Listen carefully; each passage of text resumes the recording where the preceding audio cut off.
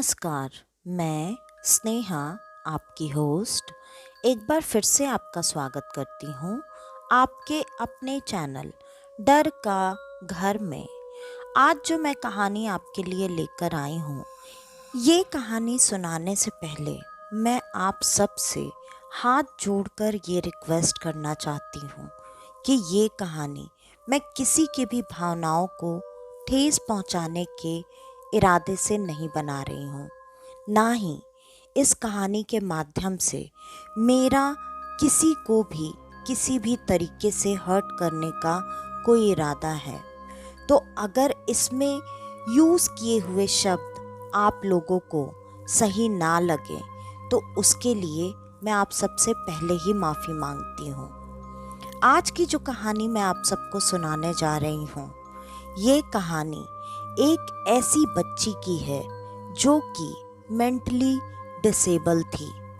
मतलब सामान्य भाषा में अगर कहा जाए तो वो एक पागल बच्ची थी, जिसकी दिमागी हालत पूरी तरह से ना तो बिगड़ी थी और ना ही पूरी तरह से अच्छी, जिसका नाम था रति। इस बच्ची की उम्र तो धीरे धीरे बढ़ती चली गई, लेकिन उम्र बढ़ने के साथ साथ उसके दिमाग का विकास उस तरह से नहीं हुआ जैसे कि सामान्य बच्चों का हो जाता है। और धीरे धीरे ये बच्ची, जो कि बचपन में अपने माता पिता के खुशी का कारण हुआ करती थी, आज उसके माता पिता धीरे धीरे उसके वजह से परेशान रहने लगे, क्योंकि उसके माता पिता के पास बहुत ज़्यादा पैसे ना होने के बावजूद उन्होंने अपनी बच्ची को सामान्य ज़िंदगी देने के लिए हर वो कोशिश की जो कि कोई भी माता पिता करते हैं। उन्होंने अपनी हैसियत से बढ़कर बच्ची को हर डॉक्टर के पास दिखाया, जिससे कि उनकी बच्ची एक सामान्य बच्चियों की तरह हो जाए। अब रति की उम्र लगभग 18 साल की हो चुकी थी, लेकिन आज भी उसका दिमाग सिर्फ 5 साल की बच्ची की ही तरह था। वो उसी तरह से मासूम, निर्मल और सारी दुनियादारी को समझने में दिमागी रूप से अभी भी कमज़ोर थी, जिसके वजह से अब सारे काम उसके माता पिता को ही करने पड़ते थे। और इस वजह से धीरे धीरे उसके माता पिता अब उसके वजह से बहुत परेशान रहने लगे। माता पिता ने काफ़ी समय तक काफ़ी पैसा खर्च करने के बाद आज एक ऐसा निश्चय किया था जो कि किसी भी माता पिता के लिए करना काफ़ी मुश्किल था। उन्होंने भी इन चीज़ों के लिए कई बार सोचा, समझने की कोशिश की, लेकिन उनका दिमाग जैसे कि उनके काबू में था ही नहीं। उन्होंने ये तय किया कि वो अब इस पागल बच्ची से हमेशा हमेशा के लिए छुटकारा पा लेंगे, क्योंकि वो हर जगह से निराश हो चुके थे। उन्हें बिल्कुल नहीं पता था कि ये बच्ची अब कभी सामान्य होगी भी या नहीं।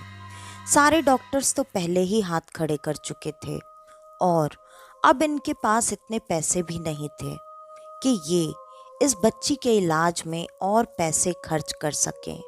तो इन दोनों माता पिता के मुताबिक इनके अंदर अब ना तो इतनी हिम्मत थी और ना ही इतना पेशेंस कि ये इस बच्ची की देख रेख पूरी जिंदगी कर पाए। इन्हें ये बच्ची अब अपनी ज़िंदगी के ऊपर बोझ सी लगने लगी थी।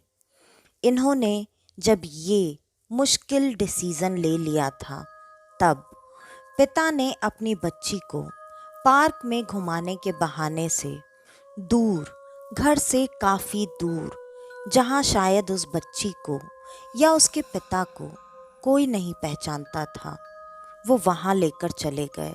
और थोड़ी देर तक जब उन्होंने देखा कि रति अपने खेल में मशरूफ़ हो चुकी है, वो चुपचाप वहाँ रति को अकेला छोड़कर अपने घर वापस आ चुके थे। वापस घर आने के बाद उन्हें दुख तो बहुत हो रहा था, लेकिन वो मजबूर थे और इस चीज़ का शोक वो थोड़ी देर तक मना रहे थे। थोड़ी देर तक शोक मनाने के बाद वो दोनों अब अपने अपने दिनचर्या के काम में व्यस्त हो चुके थे। धीरे धीरे दिन खत्म होने लगा। सुबह से शाम हो गई, सूर्यास्त हो चुका था और अब रात का खाना खाने के लिए वो दोनों टेबल पर बैठ चुके थे। उन्होंने अपना खाना खत्म किया ही था कि तब तक उनके दरवाजे पर जोर जोर से दस्तक होने लगी। कोई बहुत जोर जोर से दरवाज़ा बजा रहा था, ठीक वैसे ही जैसे कि रति अगर घर के दरवाजे के बाहर होती तो बजाया करती थी। ये बात सुनते ही दोनों ने एक बार एक दूसरे के चेहरे की तरफ देखा, लेकिन फिर पिता ने तुरंत कहा, नहीं नहीं, ऐसा नहीं हो सकता है। मैं उसे ऐसी जगह पर छोड़कर आया था कि वो वापस आ ही नहीं सकती है। तुम्हें भी पता है, उसे रास्ते तो समझ में ही नहीं आते हैं, वो वापस कैसे आएगी। इसी बीच दरवाज़ा लगातार उसी तरीके से बज रहा था, जैसे कोई अब बस दरवाज़ा तोड़कर घर के अंदर आ ही जाएगा। दरवाजे की लगातार इस तरह की आवाज़ सुनने पर माँ उठकर दरवाज़ा खोलने के लिए गई और जब उसने दरवाज़ा खोलकर देखा तो उसकी आंखें फटी की फटी रह गईं। उसे समझ में ही नहीं आ रहा था कि सच में ऐसा कैसे हो सकता है। उसके सामने उसकी बेटी रति वैसे ही हंसती मुस्कुराती खिलखिलाती हुई खड़ी थी और माँ के दरवाज़ा खोलते ही वो तुरंत अपनी माँ से लिपट गई और लिपट कर बोलने लगी, मम्मा मम्मा, आज मैंने पार्क में बहुत मस्ती की। मैं और रेशमा पूरा दिन खेलते रहे, मुझे बहुत मज़ा आया। और भी काफ़ी सारी बातें, जैसे रेशमा हमेशा अपनी बातें अपने माँ को बताया करती थी, वही काम वो अभी भी कर रही थी। लेकिन उसकी किसी भी बात पर उसकी माँ का बिल्कुल भी ध्यान नहीं था। वो तो अंदर आकर अपने पति को अजीब से नज़रों से देख रही थी, जैसे ऐसा कैसे हो गया। और फिर पिता भागकर अपनी बेटी के पास आए और उन्होंने अपनी बेटी से सवाल किया, बेटा आप यहाँ घर तक कैसे वापस आ गए। इस पर रेशमा ने मुस्कुराते हुए अपने पापा को अपने बगल में दिखाते हुए कहा, मैं अपनी दोस्त के साथ वापस आई हूँ। ये मेरी दोस्त रेशमा है, ये मुझे पार्क में मिली और यही मुझे घर तक लेकर आई। पापा, मैंने तो आपको ढूंढा लेकिन आप पार्क में थे ही नहीं। ये बातें सुनकर माता पिता को काफ़ी अजीब लग रहा था, क्योंकि रति के बगल में कोई भी नहीं खड़ा था। रति वहाँ अकेली ही थी। माता पिता को ये चीज़ें ज़्यादा अजीब इसलिए नहीं लगी क्योंकि रति एक छोटी बच्ची थी जिसको ऐसे इमेजिनरी फ्रेंड्स बनाने में कोई मुश्किल नहीं होती थी। आज तक उसकी ज़िंदगी में ऐसे इमेजिनरी फ्रेंड्स ही ज़्यादातर रहे थे, क्योंकि मोहल्ले के बच्चे उसके साथ खेलने से ज़्यादा उसे चिढ़ाना और परेशान करना पसंद करते थे। और रति अपनी माँ से खाना मांगने लगी। खाना मांगने के बाद माँ ने उसके सामने खाना रखा। माँ को ही उसे खाना भी खिलाना पड़ता था, लेकिन आज रति ने खाना देखकर अपनी माँ से कहा, मम्मा मेरी दोस्त को भी भूख लगी है, उसके लिए भी खाना दो ना। उसकी माँ को ये बात काफ़ी अजीब लग रही थी, लेकिन रति के काफ़ी जिद करने पर उन्होंने एक खाली थाली लाकर रति के बगल में रख दी और कहा, इसमें खाना है, उसे भी खिला दो और तुम भी चलो, मैं तुम्हें खिलाती हूँ, खाओ और जाकर जल्दी अंदर सो जाओ। माँ ने काफ़ी झुंझलाते हुए कहा, रति ने कहा। नहीं, आज से रेशमा मुझे खाना खिलाएगी। आप उसको भी खाना ला के दो, इसमें खाना नहीं है, उसने बोला है। माँ ने इस चीज पर ज्यादा सोच विचार उस वक्त तो नहीं किया और थाली में खाना लाकर पटक दिया और दोनों माता पिता अपने कमरे में अंदर चले गए। माँ बार बार पिता के ऊपर चिल्ला रही थी, गुस्सा कर रही थी कि तुम कहाँ पर उसे छोड़कर आए थे यार, वो घर पर वापस कैसे आ गई? मैं अब उसका ख्याल नहीं रख सकती हूँ। और वैसे भी तुम कुछ करो, मुझे नहीं पता, मैं नहीं जानती हूँ। इस पर पिता ने अपनी सारी सफाई पेश करते हुए कहा, अरे मैं तुम्हें कैसे भरोसा दिलाऊं, खुद ही तो सोच के देखो ना। सुबह से लेकर रात हो गई है उसे घर आने में, और जो वो दोस्त के बारे में बता रही है वो झूठ बोल रही है। हो सकता है किसी ने देखा हो या कोई जान पहचान का मिल गया हो जिसने लाकर उसे रख दिया यहाँ पर।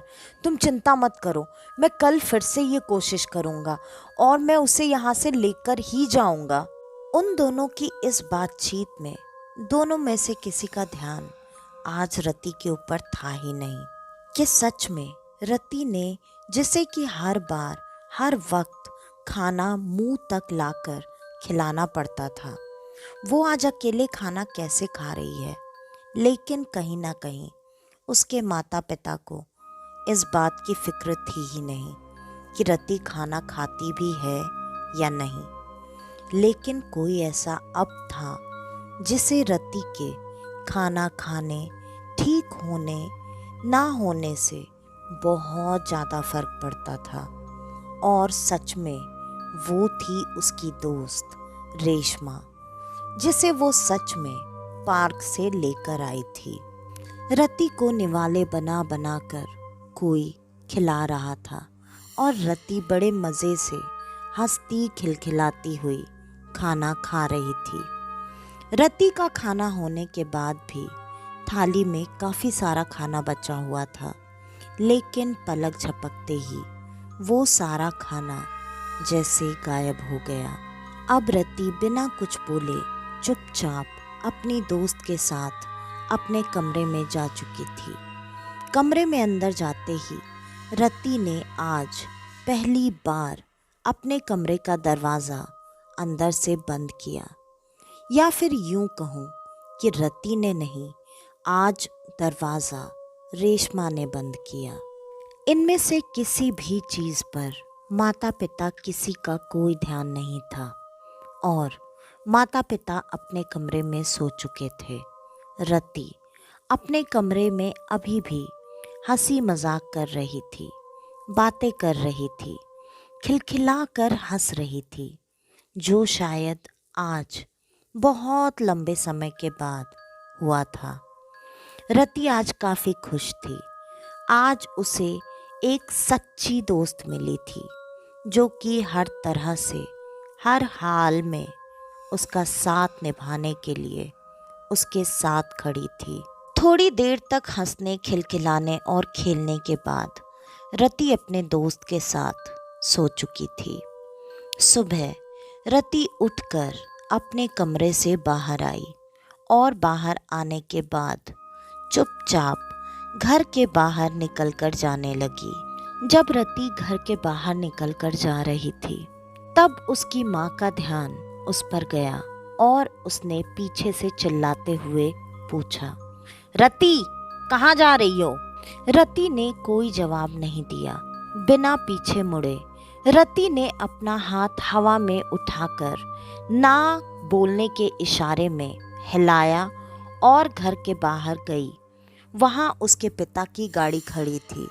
उसने अपने पिता के गाड़ी के दोनों टायर पंचर कर दिए और वो चुपचाप अंदर आकर टेबल पर बैठ गई। टेबल पर बैठने के बाद वो ज़ोर ज़ोर से हंस रही थी, तालियां बजा रही थी। ये सारी हरकतें देखकर उसकी माँ अब और ज़्यादा चिढ़ चुकी थी। उसने रति के ऊपर चिल्लाते हुए कहा, ये सब क्या बकवास लगा कर रखा है यार, तुम क्यों इतना हंस रही हो? ऐसा क्या हो गया है? रति ने बड़े मासूमियत से कहा, कुछ नहीं कुछ नहीं, आपको अभी पता चल जाएगा, पापा को कहीं नहीं जाना है। और ये बात बोलकर रति और जोर से हंसने लगी। उसकी माँ को उसकी कोई भी बात समझ में नहीं आ रही थी। फिर रति चुपचाप उठकर अपने कमरे में अंदर चली गई और उसके पिता ऑफिस जाने के लिए तैयार होकर जब घर के बाहर आए तब उन्होंने देखा उनके गाड़ी के दोनों टायर पंचर थे। ये देखते ही वो बाहर से ही जोर जोर से चीख कर अपनी पत्नी को बुलाने लगे और बुलाकर उन्होंने पूछा, ये क्या है? मेरे गाड़ी का टायर कैसे पंचर हो गया है? मैं ऑलरेडी बहुत लेट हो गया हूँ, मुझे ऑफिस जाना है यार, ऐसा कैसे हो सकता है? थोड़ी देर तक तो माँ ने कोई जवाब नहीं दिया। बाद में उन्होंने ये कहा, अरे हो सकता है ये रति ने किया है, क्योंकि अभी थोड़ी देर पहले मैंने उसे देखा था। वो घर के बाहर आई और बाहर आकर थोड़ी ही देर में वापस से अंदर आ गई। मैंने जब उससे पूछा तो वो बोलने लगी कि तुम्हें ऑफिस नहीं जाना है। इस पर पिता झुंझलाते हुए रति के कमरे में पहुंच गए। रति अभी भी हंस रही थी, बोल रही थी, बातें कर रही थी। पिता रति के पास पहुंचकर चीखने चिल्लाने लगे। उससे ये बोलने लगे, रति बताओ, तुमने मेरे गाड़ी का टायर पंचर किया है? बताओ, बोलो, मैं कुछ पूछ रहा हूँ। रति कोई जवाब नहीं दे रही थी, बार बार एक ही बात दोहरा रही थी, आज पापा की छुट्टी, आज पापा की छुट्टी, आज पापा की छुट्टी। और बड़े मज़े से तालियां बजा बजा कर बिस्तर पर उछल रही थी। इस बात से अब उसके पिता इतना ज़्यादा चिढ़ चुके थे कि लग रहा था वो रति के ऊपर अभी हाथ उठा देंगे। उन्होंने अभी हाथ उठाना सही नहीं समझा। वो ऑफिस के लिए पहले से ही बहुत लेट हो चुके थे और यहाँ से उन्हें स्टेशन तक जाकर गाड़ी खड़ी करके लोकल ट्रेन पकड़कर दूर जाना पड़ता था। लेकिन उनकी लोकल ऑलरेडी मिस हो चुकी थी और वो इस बात से काफ़ी परेशान थे। वो अपने ऑफिस में फ़ोन लगाकर ऑफिस वालों को ये बात बता ही रहे थे कि तभी उनकी नज़र सामने चल रहे टीवी पर गई और जब उन्होंने वॉल्यूम बढ़ाकर वो न्यूज़ सुनी तो उनके पैरों के नीचे से मानो ज़मीन निकल गई हो। टीवी पर यही न्यूज़ आ रही थी कि जिस लोकल से वो रोज़ ट्रैवल किया करते हैं, आज उस लोकल का एक्सीडेंट हो गया है। वो ट्रेन पटरी से उतर चुकी है जिसमें आधा से ज़्यादा लोगों की मृत्यु हो चुकी है और बहुत सारे लोग बहुत ज़्यादा गंभीर रूप से घायल हैं, जिनके बचने की भी बहुत कम उम्मीद है। ये न्यूज़ देखते ही तुरंत उन्हें ऐसा लगा जैसे आज रति ने अनजाने ही सही लेकिन उनके लिए बहुत बड़ा काम कर दिया, वरना शायद आज उनकी भी मृत्यु हो चुकी होती। उन्होंने तुरंत अपनी पत्नी को आवाज़ दी और उसे टीवी पर आ रही न्यूज़ दिखाई। ये न्यूज़ देखकर पति पत्नी दोनों बहुत ज़्यादा शॉक में थे, लेकिन कहीं ना कहीं आज रति के बचपने ने उसके पिता की जान बचा ली थी। लेकिन उसके पिता को ये बात नहीं पता थी कि ये रति का बचपना बिल्कुल नहीं था। उनकी जान तो रति की दोस्त ने बचाई थी, क्योंकि ये वो बच्ची थी जो आगे का भविष्य देख सकती थी, जान सकती थी। वैसे भी ऐसी शक्तियों के लिए ये कोई बड़ी और मुश्किल बात नहीं होती थी। वो कहीं ना कहीं रति की एक जगह बनाना चाहती थी सारे ऐसे सामान्य लोगों के बीच में जिन्होंने आज तक रति को यूजलेस समझा था। वो सबको बताना चाहती थी कि रति वो बच्ची है जो कि आप सबके लिए क्या और कितना कर सकती है। उस एक दिन में ही रति ने मोहल्ले के 2 और लोगों की जिंदगी बचाई। रति को शायद रेशमा ये बातें बताया करती थी कि उसे क्या और कैसे करना है। और रति वही किया करती थी जैसा कि रेशमा बताया करती थी।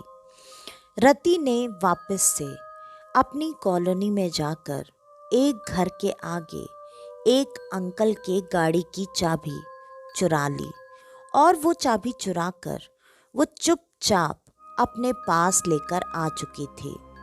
जब वो वहाँ पर चाबी लेकर आई तो थोड़ी देर बाद, लगभग 1 घंटे बाद, वो घर वाले रति के घर पर गुस्सा करने और लड़ाई करने के लिए आ चुके थे, क्योंकि उन्हें मोहल्ले के किसी बच्चे ने ये बात बताई थी कि उन्होंने रति को आपके घर से कोई चीज़ चुरा कर ले जाते हुए देखा था।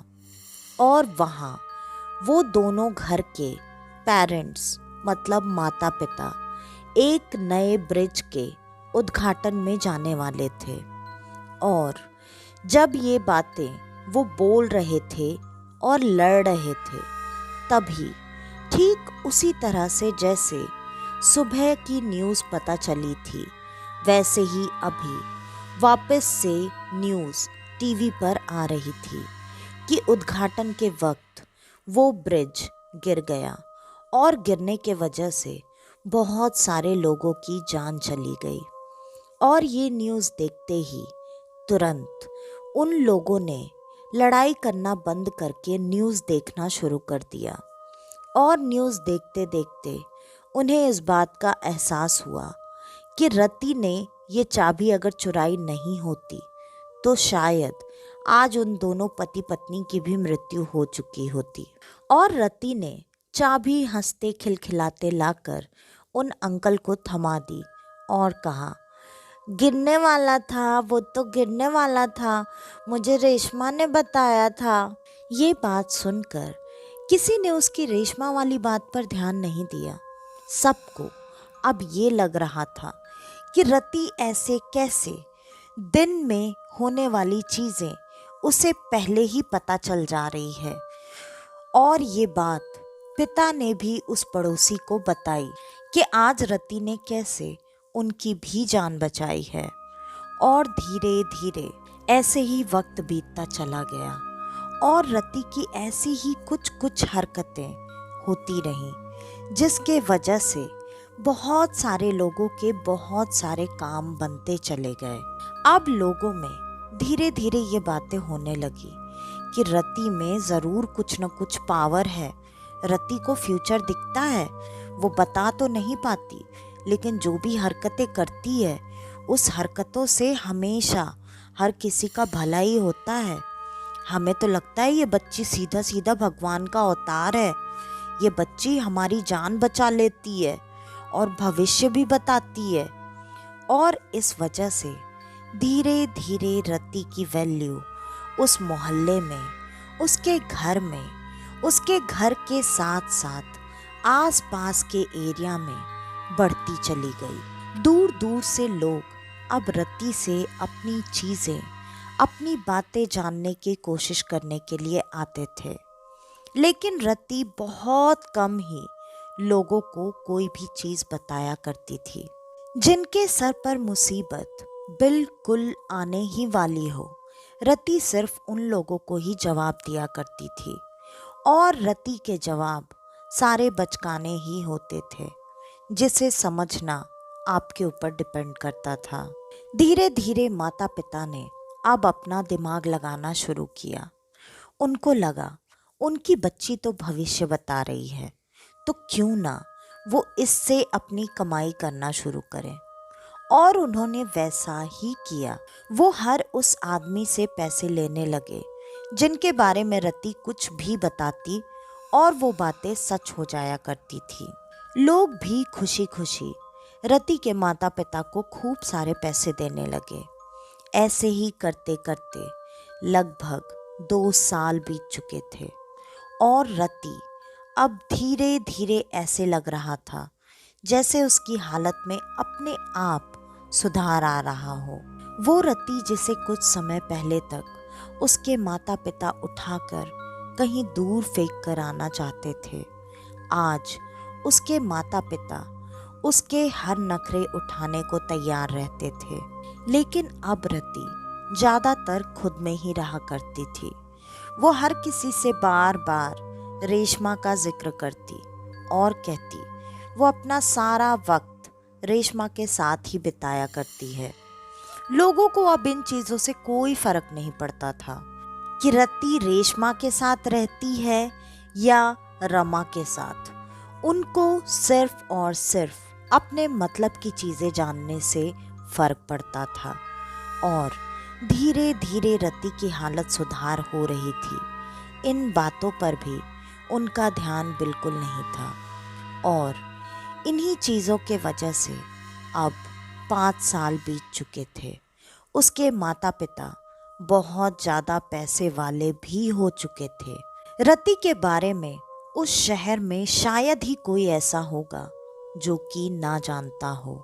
लेकिन जैसे जैसे रति की हालत में सुधार आता जा रहा था, रति ये सारी बातें बताना पहले से कम करती जा रही थी।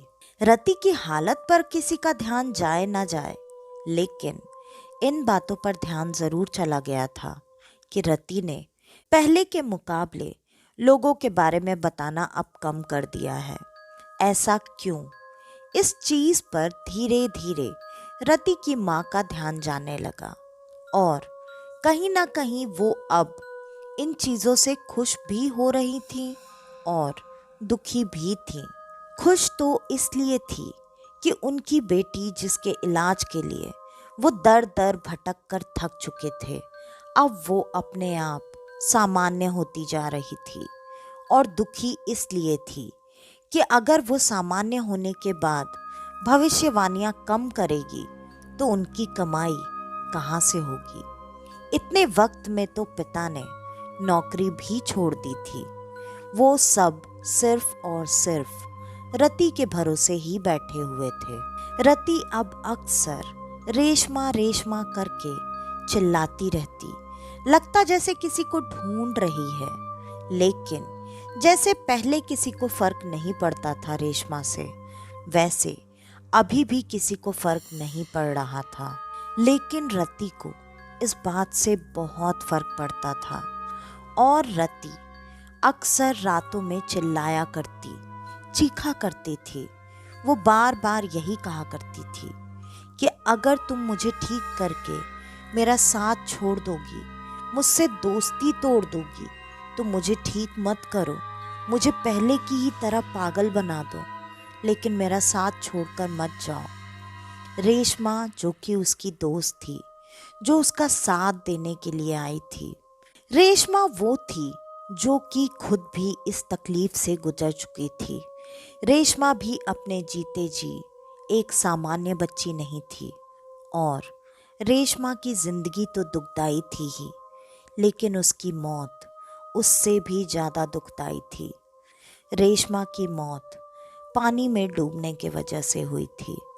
उसके माता पिता ने जानबूझकर उसे समंदर में खेलने के लिए अकेला छोड़ दिया, सिर्फ इस वजह से कि रेशमा की डूबकर मौत हो जाए। और हुआ भी ऐसा ही। माता पिता ने बाद में उसकी लाश तक को क्लेम नहीं किया, ये बोलकर कि हमने ऑलरेडी इसके इलाज में बहुत पैसे खर्च किए हैं, जिसकी वजह से अब हमारी माली हालत ऐसी बिल्कुल नहीं है कि हम उसका अंतिम संस्कार भी कर सकें। रेशमा और रति का दुख कहीं ना कहीं एक था। इसी वजह से रेशमा ने रति को चुना था। वो बिल्कुल नहीं चाहती थी कि रति का भी अंत ऐसे ही हो जैसे कि रेशमा का हुआ था। और रेशमा हर हाल में अपनी दोस्त को ठीक करना चाहती थी, जो कि वो धीरे धीरे कर भी पा रही थी। लेकिन जैसे जैसे रति ठीक होती जा रही थी, रेशमा उससे दूर होती जा रही थी। वो अब ऐसा समझती थी कि रति को उसकी ज़रूरत कम है, इसलिए वो हर बार रति के बुलाने पर उसके साथ नहीं होती थी। वो अक्सर अब अपने मन से ही रति के पास आया जाया करती थी। लोगों को ये बात अब नहीं पता थी, लेकिन रति जैसे जैसे पूरी तरह से ठीक हो रही थी, रेशमा और उसकी दूरी रति से बर्दाश्त नहीं हो रही थी। क्योंकि रति अब वो बच्ची नहीं थी जिसे हर बात समझ में नहीं आती। रति के ठीक होने का भी एहसास किसी को नहीं था सिवाय रेशमा के। और रेशमा, जो कि उसके अब सबसे ज़्यादा करीब थी। रति को अब अपने माता पिता की सारी बातें, सारी सच्चाई समझ में आती थी। लेकिन रति को अब इन चीज़ों से फ़र्क पड़ता ही नहीं था, क्योंकि रति के लिए उसकी पूरी दुनिया सिर्फ और सिर्फ उसकी दोस्त रेशमा थी। वो हर हाल में अपनी दोस्त के साथ पूरी जिंदगी रहना चाहती थी। लेकिन जैसे जैसे रति के जिंदगी में रेशमा की जगह कम होती चली गई, मतलब वो ठीक होती चली गई, रेशमा उससे दूर हो रही थी। रति को अब ये दूरी बर्दाश्त नहीं होती थी। रति अक्सर रेशमा के आगे रोती गिड़गिड़ाती, उससे बार बार ये प्रार्थना करती कि वो उससे दूर ना हो। अगर उसे उससे दूर ही जाना है तो वो उसे उसके साथ ले चले, क्योंकि वो अब किसी भी हालत में उससे 1 मिनट के लिए भी दूर नहीं हो सकती है। लेकिन रेशमा उसे बार बार ये बात समझाया करती थी कि नहीं, ऐसा नहीं हो सकता, तुम जिंदा हो और मैं जिंदा नहीं हूँ। अब कहीं ना कहीं रति को खुद का जिंदा रहना भी एक मुसीबत लगने लगा था। इसलिए अब रति ने वो फैसला लिया था जो शायद कुछ समय पहले उसके माता पिता खुद चाहते थे। रति को देखकर अब ऐसा लगता था कि उसके ठीक होने में शायद ही कोई कसर बची हो, जिस वजह से रेशमा उससे लगभग 1 हफ्ते से दूर थी। आज रति इतनी ज़्यादा परेशान हो चुकी थी कि उसने अपनी दोस्त का साथ निभाने के लिए खुद की जान ले ली। और शायद रति और रेशमा अब हमेशा हमेशा के लिए एक साथ हैं। रेशमा ने अपनी दोस्ती का फ़र्ज़ अलग तरीके से निभाया, लेकिन रति के लिए वो सिर्फ दोस्त नहीं, उसकी पूरी दुनिया थी। जब उसकी पूरी दुनिया ही छिन रही थी तो रति ऐसा कैसे होने देती। इसलिए रति ने खुद को अपनी दुनिया में खुद से मिला लिया। तो आज की ये कहानी यहीं पर ख़त्म होती है। आपको हमारी आज की ये कहानी कैसी लगी, हमें कमेंट करके ज़रूर बताइएगा। और अगर आपको हमारी ये कहानियाँ पसंद आती हैं तो ज़्यादा से ज़्यादा हमारी इन कहानियों को शेयर करें, ताकि मेरी थोड़ी सी मदद हो पाए। क्योंकि मैं सिर्फ और सिर्फ आप सबके प्यार और सपोर्ट के ही वजह से आज यहाँ पर हूँ। तो आप सब अपना प्यार और सपोर्ट हमेशा मेरे साथ ऐसे ही बनाए रखिएगा। और आज मैं अपने एक स्पेशल दोस्त को स्पेशल थैंक्स कहना चाहती हूँ। अमित जी, आपको स्पेशली दिल से बहुत बहुत थैंक्स, क्योंकि आप हमेशा हमेशा मुझे सपोर्ट करते हैं और अपना फीडबैक देते हैं, जिससे मेरी हिम्मत हमेशा बनी रहती है। प्लीज़ आप सब से भी मेरी यही गुजारिश है कि आप सब भी अपना सपोर्ट और प्यार मेरे साथ ऐसे ही बनाए रखें, ताकि मुझे आगे बढ़ने के लिए हमेशा हिम्मत मिलती रहे। और अगर आप सबके पास आपकी ऐसी कोई कहानी है जो आप हम सबके साथ शेयर करना चाहते हैं, तो डिस्क्रिप्शन में दिए ईमेल आईडी या इंस्टा आईडी पर आप हमें आपकी वो कहानी भेज सकते हैं। तो आज के लिए बस इतना ही। मैं स्नेहा, आपकी होस्ट, आज के लिए लेती हूँ अलविदा। वापस से आपसे मिलने आऊँगी और आप सबको लेकर जाऊँगी कुछ जाने अनजाने किस्से कहानियों के सफ़र पर, आपका अपना डर का घर में। तो तब तक के लिए नमस्कार।